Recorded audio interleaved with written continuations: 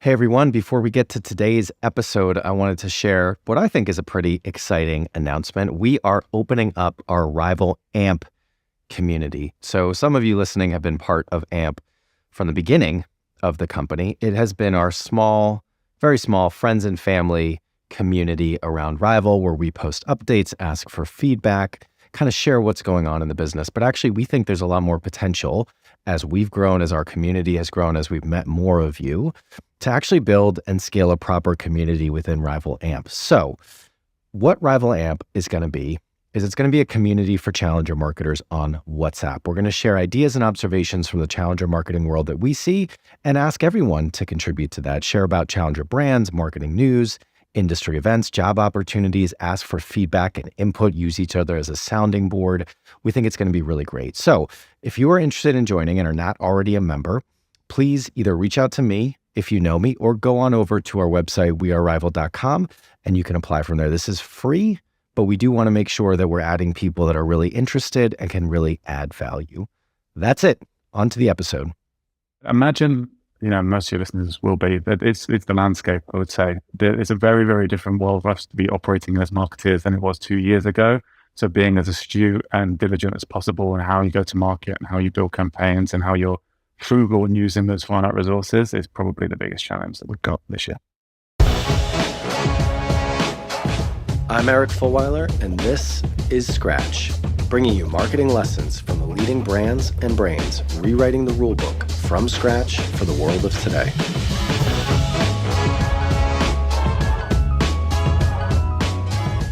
Hey everyone, my guest today is Matthew Webster, the VP of Global Consumer Marketing for Activision and Call of Duty. You've obviously heard of Activision. It's a collection of game studios behind some of the world's most successful video game franchises, including Call of Duty, of course, Crash Bandicoot, Tony Hawk Pro Skater. And unless you've been completely disconnected from the gaming world, you probably heard that they just launched Call of Duty Modern Warfare 2, breaking all previously held records for an opening weekend of a game, generating over $800 million worldwide in the opening weekend. And Matt talks about and gives a couple other numbers to quantify just the sheer scale of Call of Duty gaming overall and the success of this launch campaign. Matt joins us fresh on the heels of this major milestone for the company and in the midst of his mission to take the brand and franchise to the next level. He is a wealth of experience in transforming challenger brands to giants of the industry through his global marketing strategies in over 50 plus markets and has won countless awards in the process. He has a career spanning over 15 years that has included marketing leadership roles at the likes of Twitch, Spotify, PlayStation, SoundCloud, and Ticketmaster. So much good stuff in here. I loved this conversation. Loved having Matt on. I think that's it. Please enjoy my conversation with Matt Webster. Matt, thank you so much for joining us. I know things are crazy in your world, which we will get into to the extent you're able to share, but I really appreciate you making the time. Pleasure's all mine, Eric. Thanks for the time. And yeah, great that we finally got this on the books. Yeah, we've been talking about it for so long. I mean, it's been a year, because when I was in LA last summer, we started talking about it. And then obviously we started doing some work together. And, I know stuff has just been, well, you've been on fire and the business has been on fire. So in a good way, by the way, I mean, like on fire in terms of crushing it. But yeah, I'm really looking forward to the conversation. Likewise. I think it all kicked off about a year or so ago, didn't it, when I was listening to this podcast and was so inspired by your eloquence related to marketing strategy. I tapped you up. So yeah, we're long overdue. Thanks again. Appreciate that. All right. Well, let's get into it. So icebreaker question that we ask all guests, as you know, as a longtime listener, what is one challenger brand, or I see you've jotted down a couple here in the show notes. What are a couple challenger brands that you're very passionate about right now and why? One challenger brand that I'm particularly passionate about at the moment is Athletic Brewing, the sparkling hot water company. The non-alcoholic beer industry has boomed over the last 5 years. I'm particularly passionate about it, being an expectant father and being off alcohol for the last 7-8 months to support my wife. But what they're doing in the space, the growth that they've seen, the product positioning, the aesthetics of the can, the pricing, is a perfect storm for me in terms of how they're showing up in the market. And I find them really impressive. more broadly, I was thinking about historical challenger brands that have turned my head. And I always go back to Duolingo. I think they're amazing at what they do. I'm good friends with Manu also, who heads up the team over there. The way they hack culture, the way they've differentiated themselves against the likes of Rosetta Stone, and Babel historically, I think immense, really smart the way they turn up on TikTok as well. I think it seems to be the case study across the whole industry of how you can come up in an authentic way as a brand. So that's pretty cool. And then the other one that was just spinning around in my head as I was thinking about this was Airbnb. I love everything they do, from an org strategy approach, how they align with their teams towards multiple goals throughout the year, and just their high degree of art. I think if you look at the brand work that they put out and have done consistently over the years, there are a few brands globally that sort of meet that high bar on such a consistent basis. So there are a couple of the ones that are front of mind at the moment. I mean, hard question to answer, and then you throw out three great ones there, and three very different ones, right? Because like Atlantic Brewing, I haven't heard of them, but I'm not in the US, so I'm definitely going to go check them out. I think that category, it's crazy to think about even 5 years ago, just how much that has changed. And having worked with Anheuser-Busch InBev as a client on the advertising side, just knowing how they were thinking about trying to understand how that category was being disrupted by all these challenger brands coming into it. I think that's a great one. Duolingo is still my favorite branded TikTok account, although I'll be honest, I haven't looked really at the rest of what they're doing, and so I do need to go check that out. And then Airbnb is great. We use it as an example all the time of like a classic, what we would call rival brand, a challenger that's actually succeeded in changing the category that they're in, and in many ways becoming a new incumbent to other challengers in the space. But also they've been very public about how they're doing that.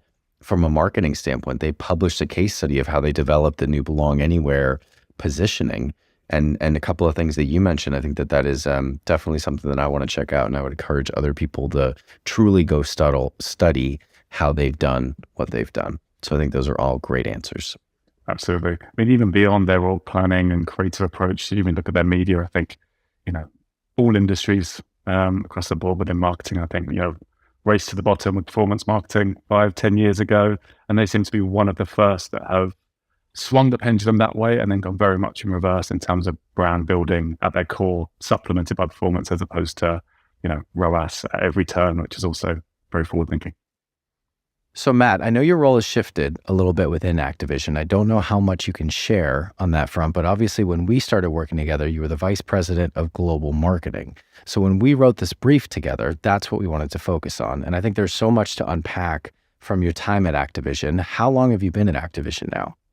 I'm just over a year now. So I've relocated from London to LA, last April. Just over a year, but I always like to say it's not about years of experience, it's experience of the years and knowing how much you've done in a year, not to mention everything else you've done in past roles. I can't wait to hear what you have to say about some of these questions. So starting with, of course, Call of Duty, it's the biggest video game franchise in the world. This challenge and opportunity of balancing scale and relevancy, I really want to get into how you're able to do that. So Call of Duty is massive. It's kind of an understatement, but where do you even start when you're talking about a product launch like the one that you've done recently? And maybe you can explain a little bit, just give a kind of quick overview on what you did and the campaign that supported it. But when you got dropped in and we're like, great, here's what we need to go do.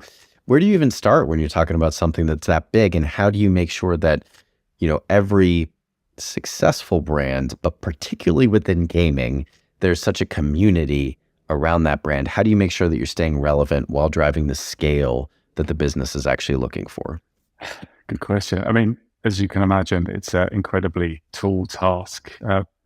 Coming into this position, initially I was focusing on the live ops side of the business, which is that repeated every 10 weeks or so seasonal updates that the live game will have, and you're constantly pivoting and changing direction and refreshing with new content to excite the community, which has been an amazing journey. More recently, the focus has been on the premium launch title. So that'll be the product that most of your listeners will be most familiar with. That will be the annual big game release that you see every single year, usually in Q4, related to the Modern Warfare or Black Ops franchise. And like you say, Call of Duty is massive. I think it's been a bit of a trope of the last 5 years or so to say that gaming is the biggest entertainment industry, and it absolutely is. There's always reference that it's bigger than the music and film combined, but the sheer volume of Call of Duty within that space is humbling, to say the least, coming into this role. So we're closing in on 500 million, which is insane. We've got 125 million players plus that have been in the live services product, pushing on 650 million mobile app downloads for COD. So astronomical in terms of the scale that we're talking to here, and somewhat anxiety-inducing coming into the role, as you can imagine. Looking at last year, we had the biggest year that we've had in history. So we crossed the $1 billion sell-through mark within 10 days.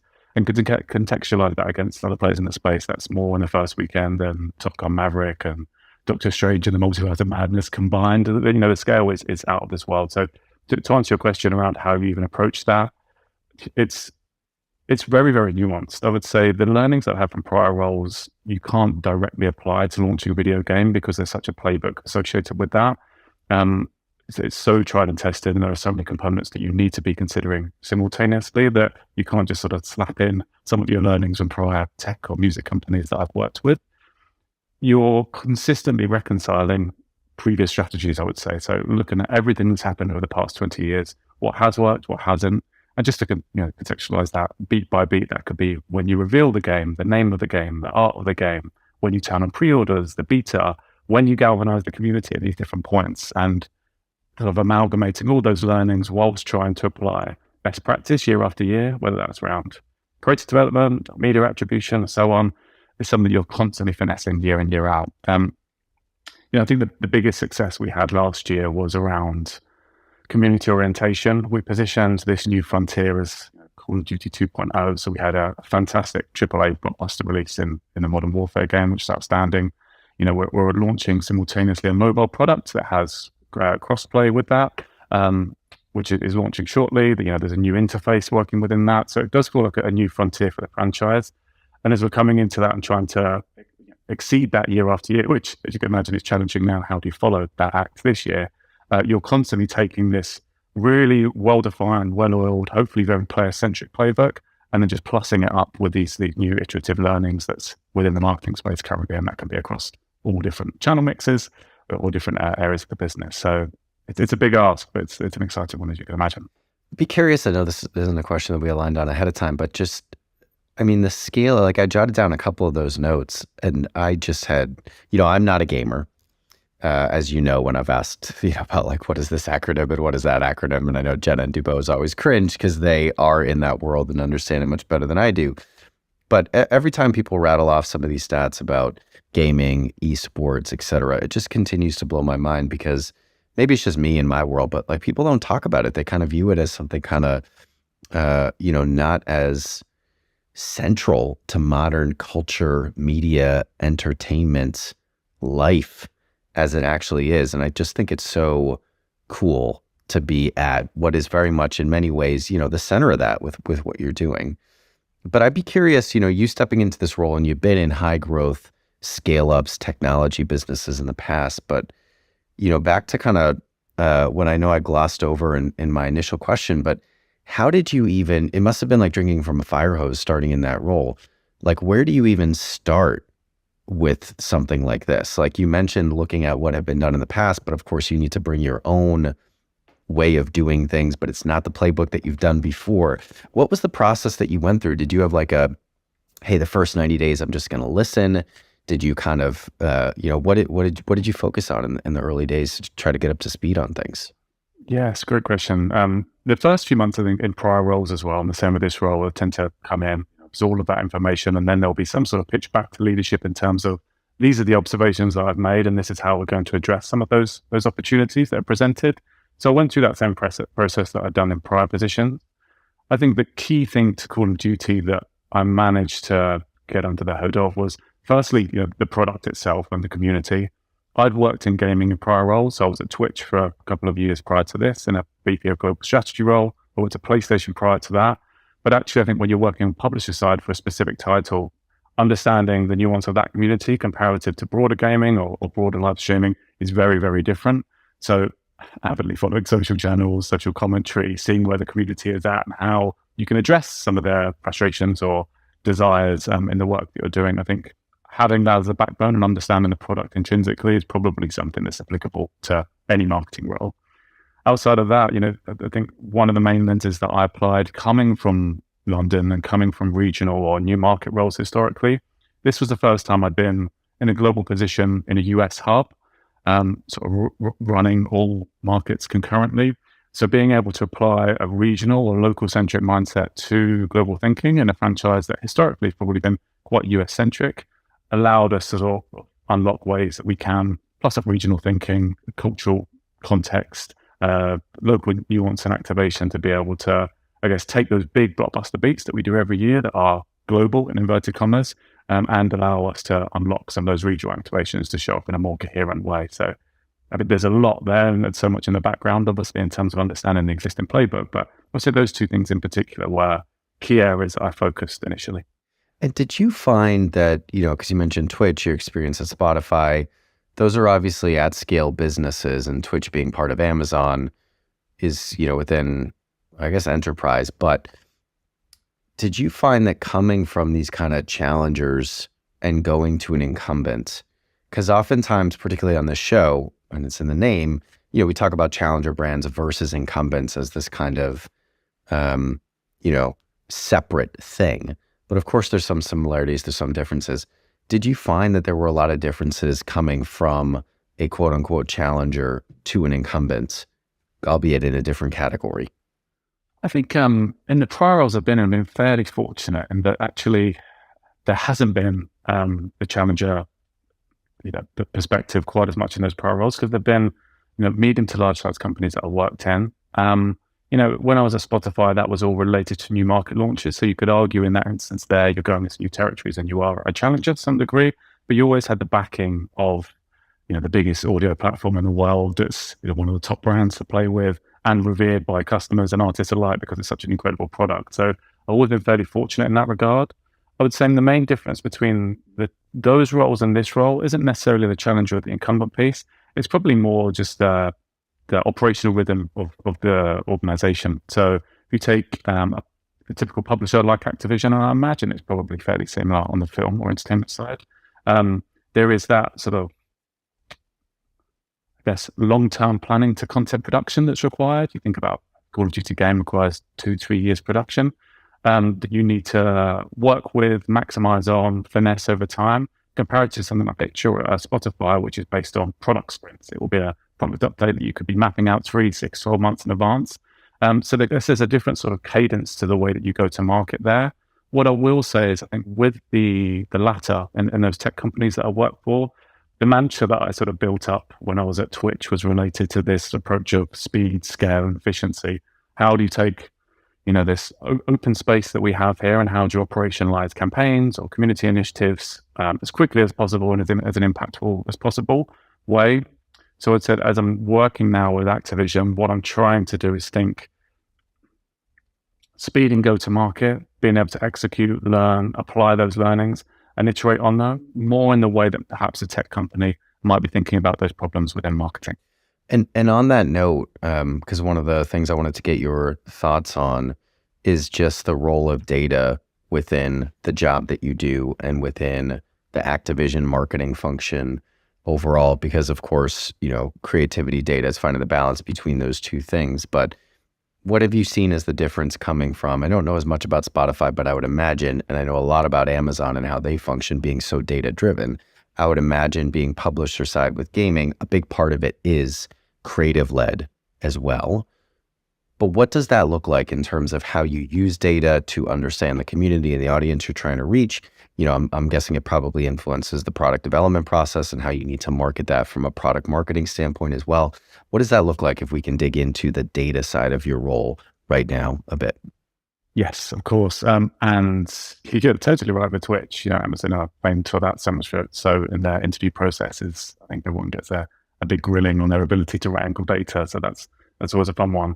Prior to that, even since the days at PlayStation, when I was there, they're fairly data-centric in their decision-making when I was building out their digital marketing capabilities.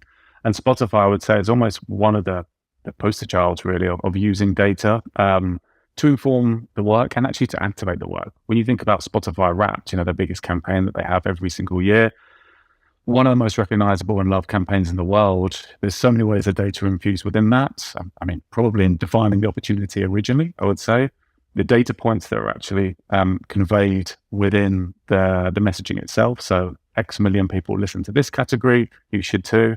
Or just even just being really data-led and hyper-targeted when you're looking at the media application of those. So finding a suburb in Mumbai that is particularly contextualized to a playlist and then hyper-targeting it there. They're very, very finessed and finite in the way that they use data in their marketing. That's been consistent there, Twitch, and more recently.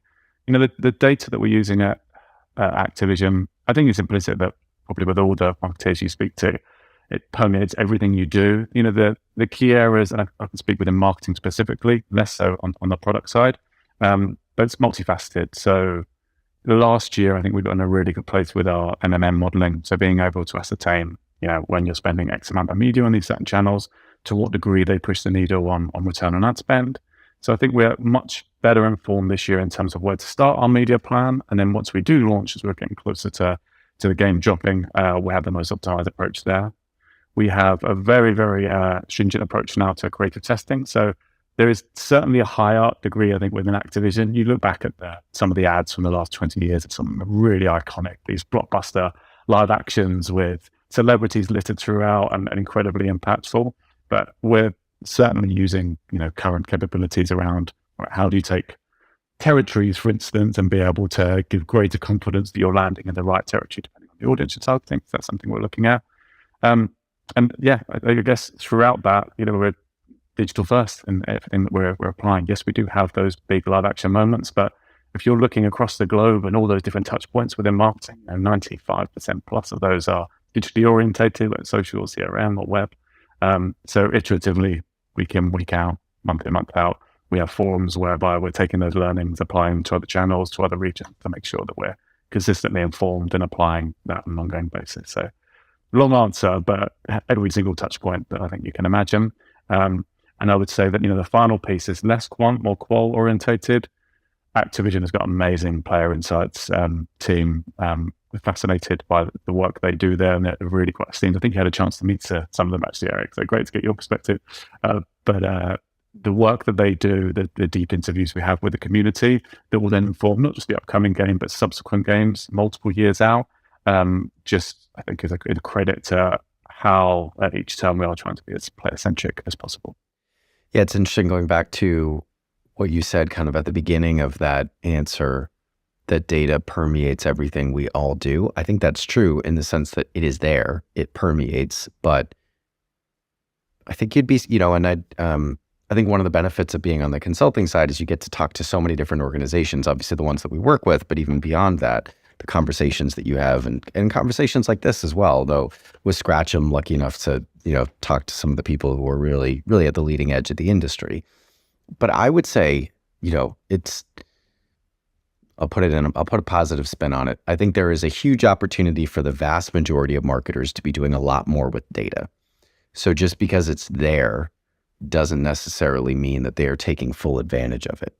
And so I think that if you are not in an organization that is like an Amazon, that is like a Spotify, that is like, it sounds like an Activision, that is, you know, data driven. And we always talk about finding this balance between being idea led and data driven, because of course it is both. It is the art and the science. But for most organizations, because it's more technical, maybe for a lot of people it's harder, it doesn't come as naturally, dialing up the data side and doing more there is where a lot of the opportunity lies. As a related question to that, because this came up recently on a punchy episode, and we were trying to answer this question, or Jenna was, but when it comes to marketing technology, there's, you know, a lot of it doesn't necessarily apply to data, but a lot of it does. And there's a lot of technology out there that can help companies stay on top of, make the most out of the customer data that they have, whether you're an Activision or whether you're even a startup.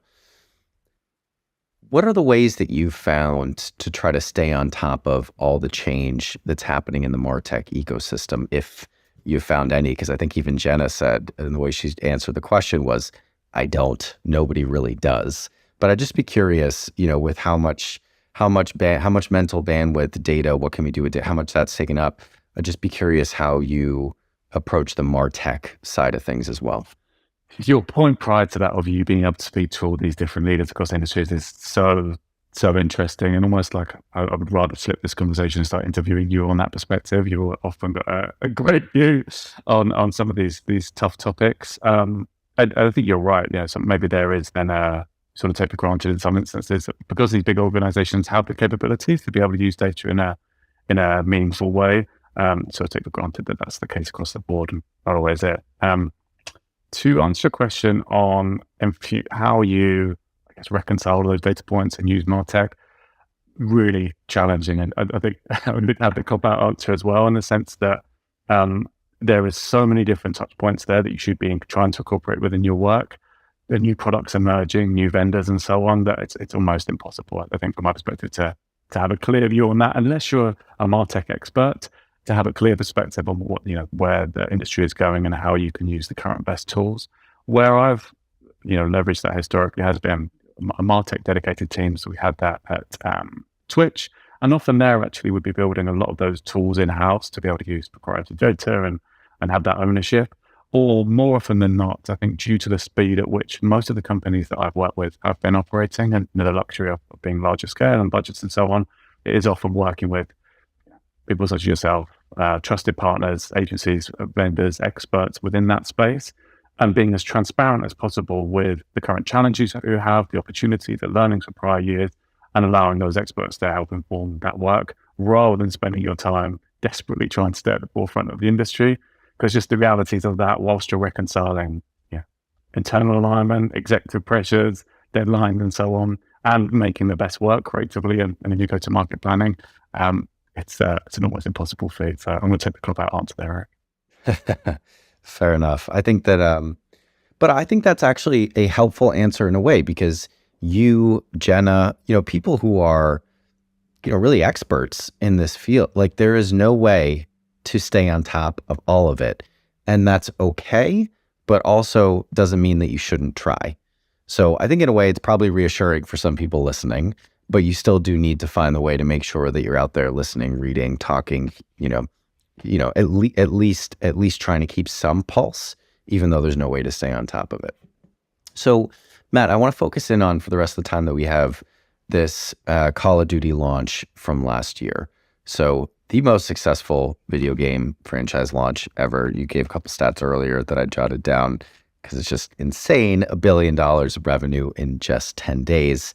So now what? Where do you go from here? And you alluded to it earlier. It's like, success only begets success, and the bar just continues to be raised. So, what's next? You have to, for the next one, do now the next biggest and most successful video game launch ever. Where do you take things from here? Good question. Just some thing about those stats as well. The other one that blows me away is the billion matches, I think, in the first weekend. First week is just, it's almost incomprehensible to wrangle. Where do you go from here? I mean, it's tricky growing from that. I sort of alluded to it previously that, fortunately, when you have got an amazing launch like that, the process year to year iteratively does become minor plus ups ultimately. You can't, I think, coming into this role, I was really, really mindful not to try and rewrite the playbook.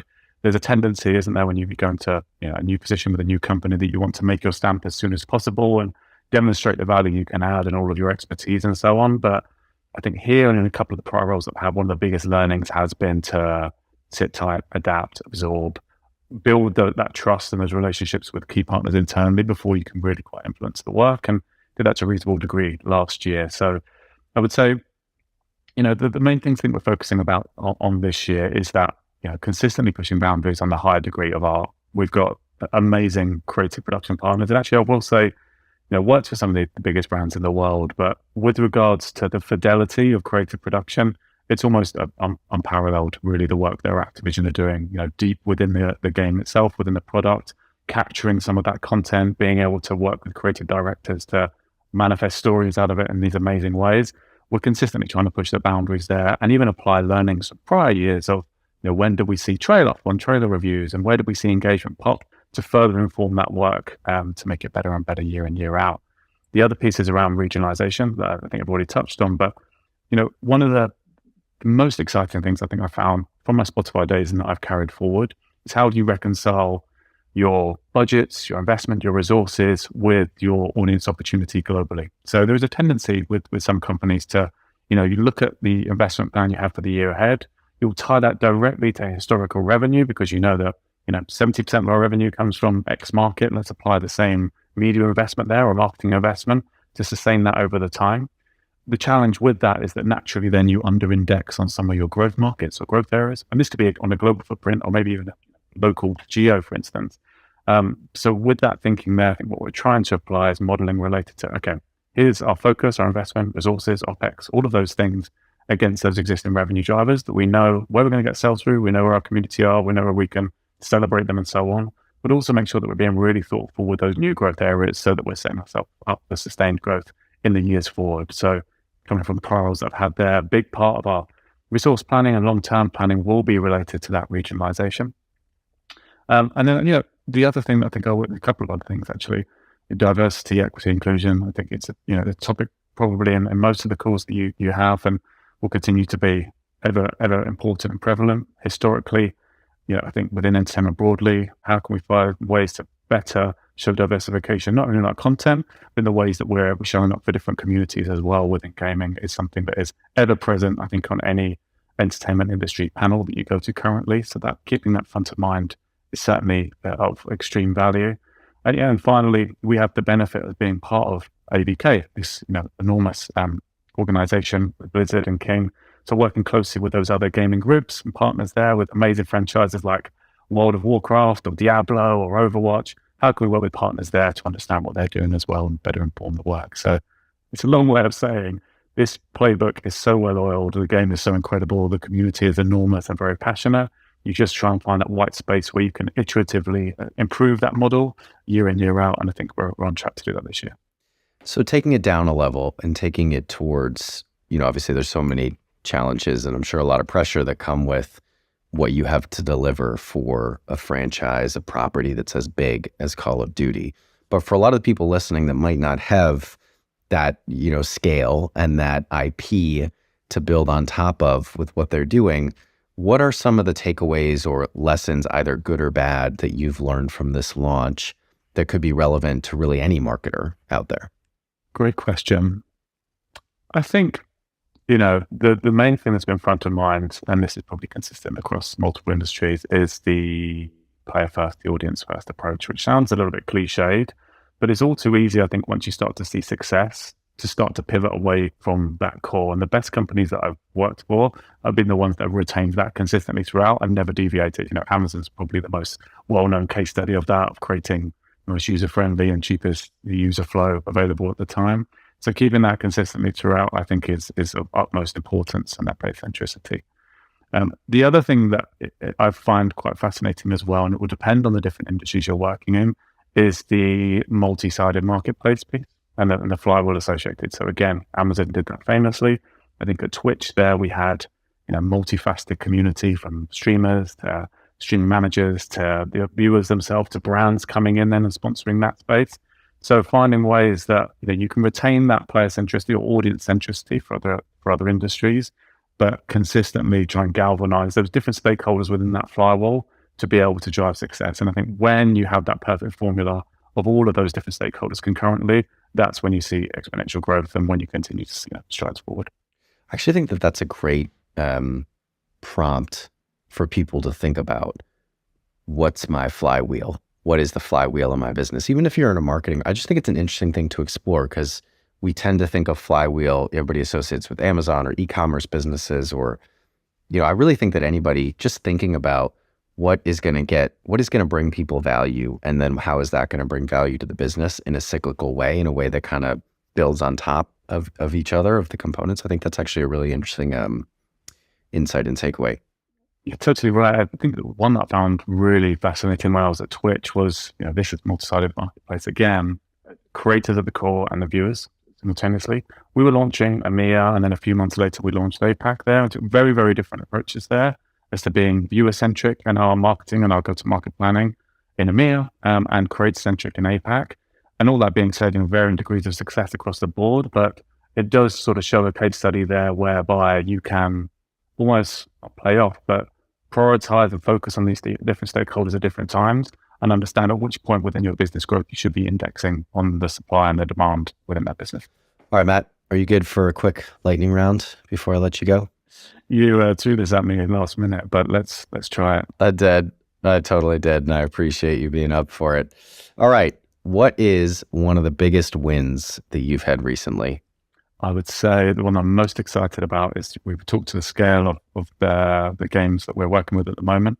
They're very close to working out the visual identity for probably the biggest game in the world this year. We've learned that in recent weeks through detailed, painstaking alignment and creative finessing, and we're in a wonderful place. So that'll be a recent win. All right, the biggest struggle that you're dealing with right now? Great question. I'd imagine, most of your listeners will be that it's the landscape, I would say. It's a very, very different world for us to be operating as marketeers than it was 2 years ago. So being as astute and diligent as possible in how you go to market and how you build campaigns and how you're frugal in using those finite resources is probably the biggest challenge that we've got this year. The best marketing resource that you've come across recently?